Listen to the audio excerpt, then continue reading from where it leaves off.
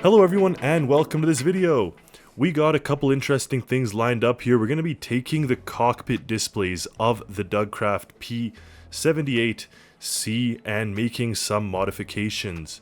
On my YouTube channel posts, I posed the question as part of the remaster update of the Dougcraft cargo planes, should I change the name? I asked if I should abbreviate it, something like DCA, DAVA, D & Co, modernize it, give it an entirely new thing, Duvron, Davra, hostile takeover by Ray Industries, or keep it the same. Crazy enough, 62% of people said keep it the same, and we matched 15% with the hostile takeover and the abbreviation. So it seems Dougcraft is here to stay. It has a long history and there's going to be some lore attached to that. So while I love looking at it from the exterior, the interior is really where things get interesting.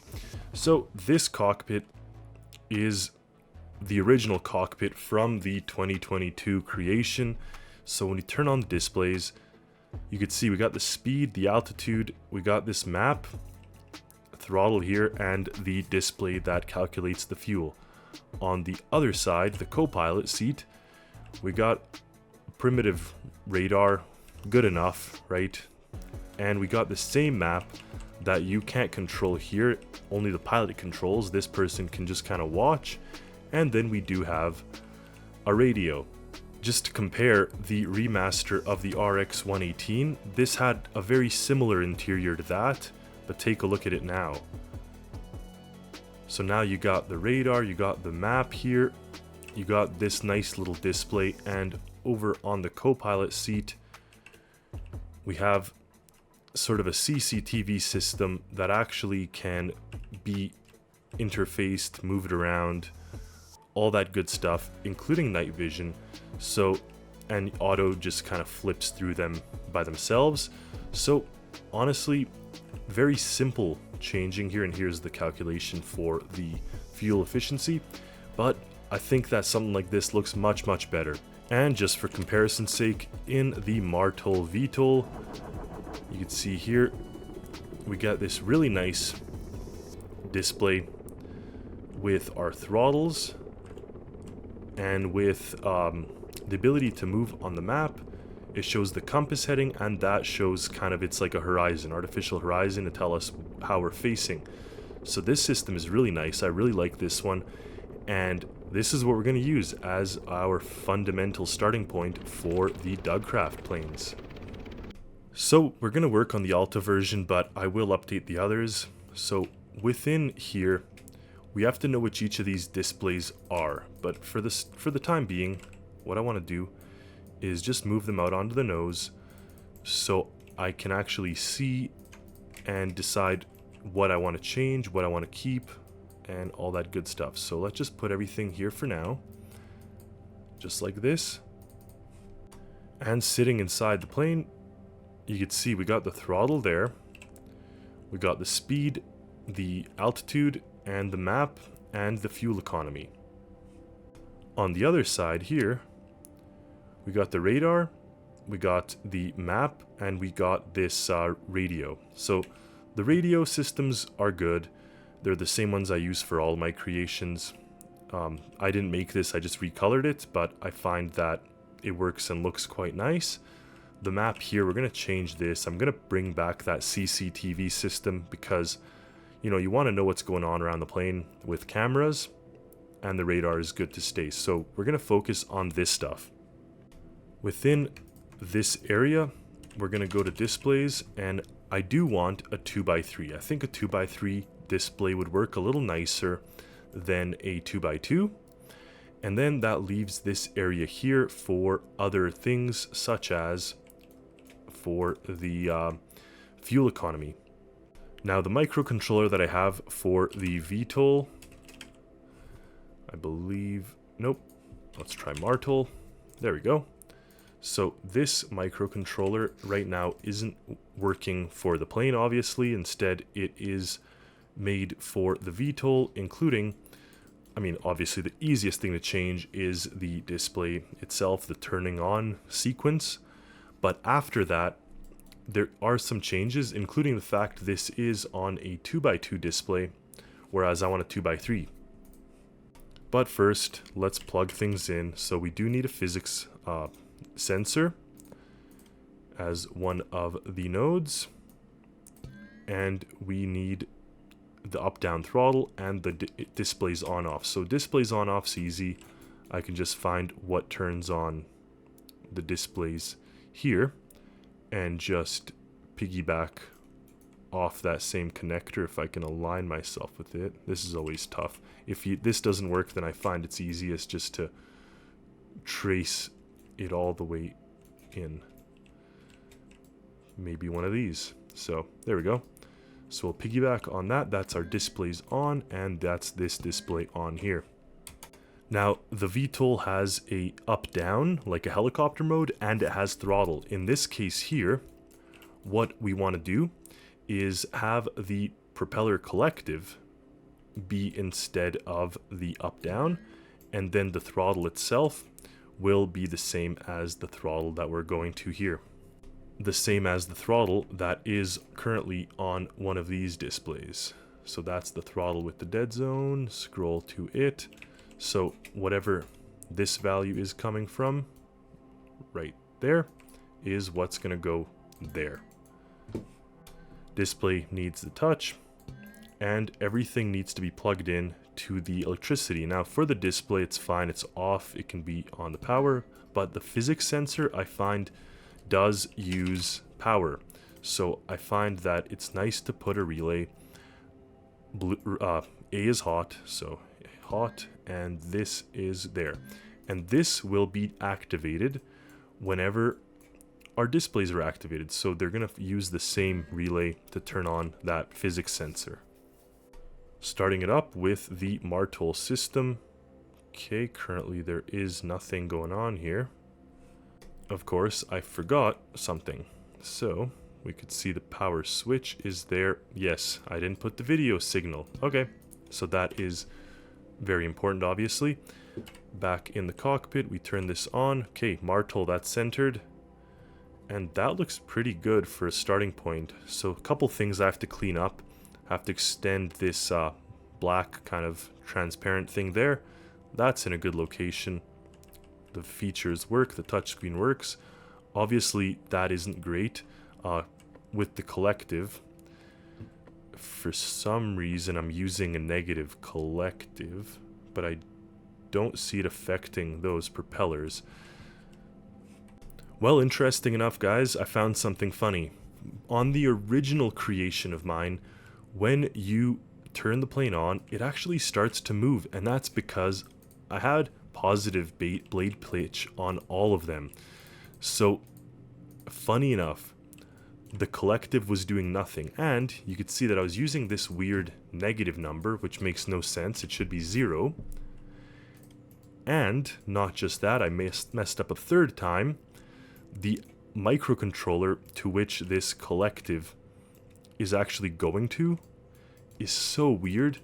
For some reason, you'll see this and laugh. I have this. Input from throttle, output the control apparatus. Like, what a waste of plugging in two nodes that I could literally just plug outside. So whatever that did was just so weird, and truly, you know, as I was learning, I had no idea what I was doing, but now you could really see that, and also for some reason the outer ones weren't even connected. My goodness. So we have the collective going to there, going to there, there, and the reason we need that microcontroller active is because when you turn on the auto takeoff function, so now these are fully removed, input from throttle lever like this, and control apparatus does nothing, but when you turn on your auto takeoff mode, it will actually force the plane and let it take off. It'll engage the collective and let the plane take off. One thing I always encourage is showing people how my procedure is and stuff. So I've shown this before, but I highly recommend, if you are interested in learning microcontrollers and specifically programming with Lua, to use Pony IDE. This is a fantastic internet website that you can go to, and it will allow you to make changes to the coloring, to everything here, and it will live reflect it on the display that you see here. So I stretched out that black thing, the black kind of border. I'm almost wondering if we want it to be symmetrical on either side, but I find that this actually kind of works. And then over here I have my throttle, and over here I have my collective. Now the one thing to note is I actually have a little line there that was supposed to be when the up and down was at 0, but now since I'm not using that, I actually have to find where that little line is. To make the line go into comment mode, we want to put 2 hyphens, oops, and run this, and you'll see that that now disappeared. So I can just go ahead and fully delete this line of code or leave it as a comment, whatever. The point is that would solve it. And over here I have to bring back this comment, which is just actually, and I'll leave a little note for my future self, make background white for diagnostics. Obviously we don't want the background to be white, we want it to be the color of the map. Taking that code that we just did and plopping it into this microcontroller. There we go. And I already went ahead and renamed it for the Dougcraft, so it has its own microcontroller with its own little title sequence. So if we go here, fire this up, okay, Dougcraft Avionics, and boom. So now if we turn up the collective throttle, that's not working. Interesting. What if we turn the plane on? Okay, so I'll have to take a look at that, but our throttle does work. And there we go. So we can delete those outside displays, they no longer do anything. This one looks great, very, very happy with it. And the nice thing with Pony IDE is the diagnostics, so when I deleted this line, I should not have deleted this rectangle line, only the draw line. So with that coming back, this should work. So now we're going to be able to see our collective very, very easily versus not at all. So I've updated that. One thing I also want to really put is a brake warning. I find that almost every time I try to take off the plane with the handbrake still engaged, and I end up crashing or causing some other damage. So you could see here the handbrake going to the wheels, and there's handbrake going to some other stuff there, but I don't believe any of them are the warning system that I already have. Again, I made this so long ago. Oh, spoke too soon again. Let's follow that. So if we can get to the brake warning system, maybe able to see what we're currently plugging it into and see if I can maybe piggyback it or whatnot right here. So buzzer and warning, so that's going to the channel indicator on the instrument panel, and that's going to the buzzer. Oh, so I do have a buzzer. Why doesn't it work? One of these buzzers should be going off. Interesting. Let's try that again. So if we turn on the plane, have our handbrake on, and put up the throttle, that starts to blink. Oh, it is very slightly making a sound.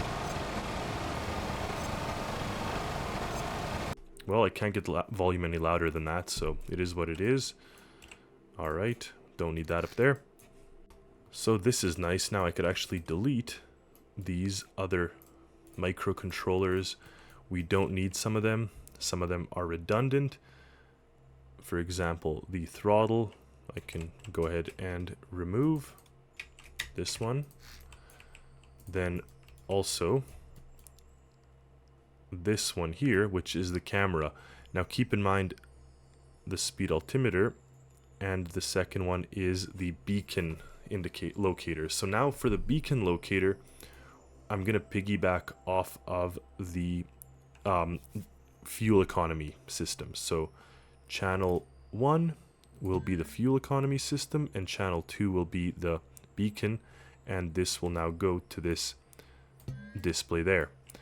So that then means that the speed and altimeter can be removed, and let's see what else. So we plugged those out.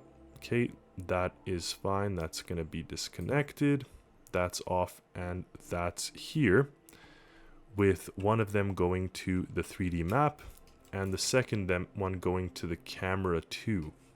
So that camera 2 is probably the front camera, which we're not going to be using anymore, not in this type of situation, because I'm going to add a whole CCTV system to the plane. So that should clear up all of these. We also don't need the 3D map anymore, and we don't need this switch anymore. So for the Copilot, we're going to bring a display. It will be a square 2x2 display right there. Now noted that we have some additional space here to actually make this a 3x3. What is this? Cargo hatch open. Well, we have these now for the cargo hatch, so this doesn't actually even do anything. Okay, that might be perfect. We could bring this radio over to there and simply put another 2x2 display, not only making things a little nicer and bigger, but also just cleaning up the whole space, like symmetry and all that good stuff. For this display, we have to look no further than in the 118 or 318. So you can see here, we have a 4-camera CCTV system. That's exactly what I want. I don't even have to look at anything else because I know that this one works. So 4-camera CCTV menu. Now, interesting enough, we have a version 1x1 and it says fixed for 2x2 display. So if I was using a 2x2, I actually could have left it, but I'm going to make it the new one anyways, just so we have the latest one. And now you see there's a secondary display, main display. Main display we're going to put to this one. And now we can select up to 4 cameras. We need touchscreen for the display, and we need camera position or pivot. So that can go on all the cameras, including the one in the back hatch. So it won't be fed by this anymore. And what I need is to put 2 more cameras. So 1 camera would be perfect in the Bay area right here. Not the San Francisco Bay Area, but the bay of the plane. So we will put that to be camera 3. Camera 1 will be the front. Camera 2 will be the back. Camera 3 will be what I just did. And what we could do is make camera 4 somewhere on the underside. Now, we do have these tracks, but once the tracks end, for example right here, I can put that. Okay, and that will be powered. Everything needs to be connected, and that will go to camera 4. So inside the menu here, we have front, rear. Interesting. I did under first and then cargo. So let's just leave it like that. We could make it match the helicopters just for simplicity. The 4th channel will be the under, or 4th channel will be the cargo. 3rd channel will be the under. Inside the cockpit, we got ourselves working cameras. Interesting enough, this menu actually coincides and hits the text. I have to see what it was like on my helicopter. Hopefully not like that.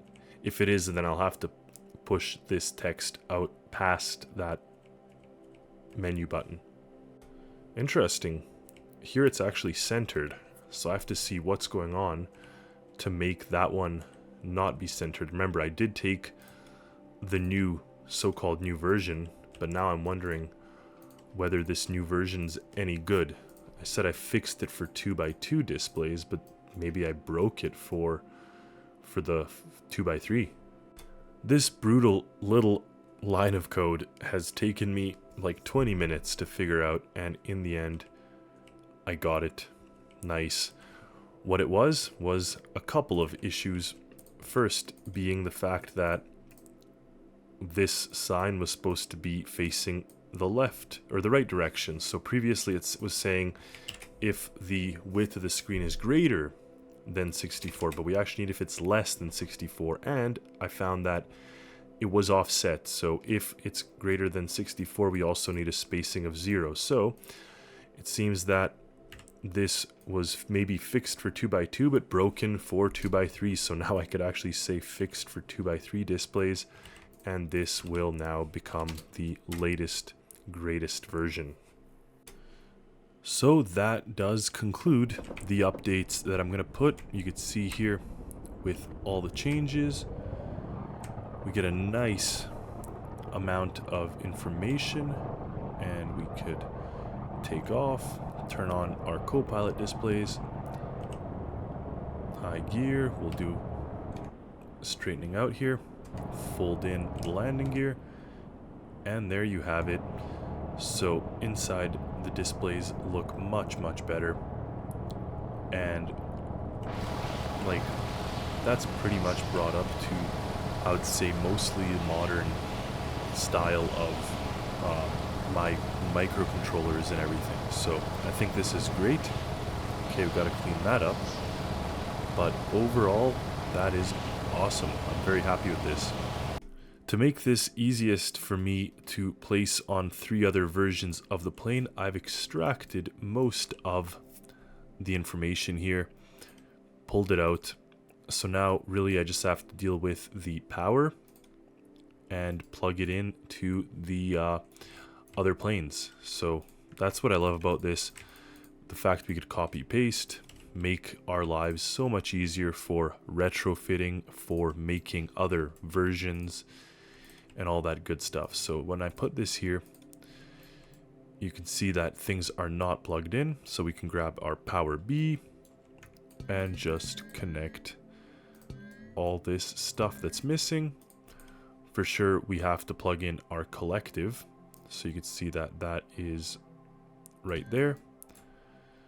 Something very strange I found, sometimes when you paste things in the exact location, things will actually, like, the paths will remain. So for example, that throttle out actually came here, but the other stuff didn't. So what we will do is grab that data point for the displays. That one's kind of important right here. That's what's going to turn on this. It's going to turn on this. We'll grab the display for the other side, plug it in there. Alright, so that covered that. Oh yeah, for this display actually, another thing is the actual relay. And everything else seems to be covered. Now the one thing that I need to do, you can see this and this weirdly joined up. My goodness. So this camera has to go to that. That was really strange. If you caught that, what just happened is I had this display being fed by 2 different cameras. I also have to position things in the exact same place. So you can see currently we have all this stuff, but I'm going to be deleting microcontrollers and I'm going to be deleting displays. So we have to make sure that the right one gets deleted. One thing also to keep in mind is that the emergency beacon locator has to be moved from the one it's currently on and replaced with not this speed and altimeter, but replaced with the fuel efficiency display. So where we have our fuel efficiency display, that'll be number 1, and number 2 will be the beacon locator. So that's now moved up to there. So then I can probably delete all of these. In the OMA version, if we fire up the systems, alright, we got that. Turn on the engines, turn on the Copilot. We got our 3 cameras or 4 cameras there, that's good. We could turn up the throttle, turn up the collective, and pull up, take off. Everything seems to be working here, so that is great. The Army version of the plane now has the update, and it's looking quite nice, especially the fact you can see beneath. I mean, I know we're not dropping bombs, but if you did want to reconvert it into that, you definitely could.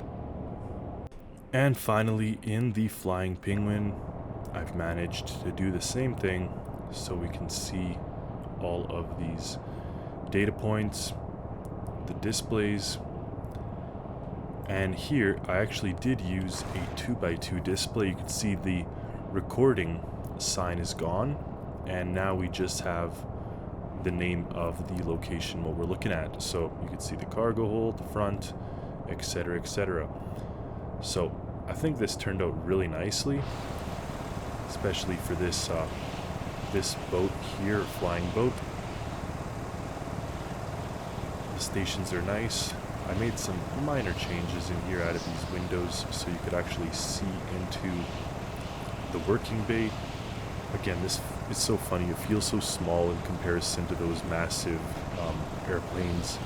But for OMA and for kind of missions as you land and do stuff, this is the perfect platform for that. The 2 versions, the Flying Penguin and the Army plane, have been released. These ones are with the, or this one is currently with the supporters, but it will be released when I get a chance, and so will the OMA variant. But I do want to thank you all for watching this video, for participating, for being a great part of the community. I really, really do appreciate that. I do want to give a huge shout out, of course, to my supporters. They give me extra support, and I really love it. We have great conversations. We go through and I show them sort of behind the scenes information. I show them some things regarding upcoming creations, and not just that, they get access to videos early and they get access to creations early. So stuff like this is currently already out with them. Make sure you take a look if you're interested. Huge shout out to my awesome moderator and admin team, and of course to the game developers. Thank you so much for watching, and until next time, happy Stormworksing everyone.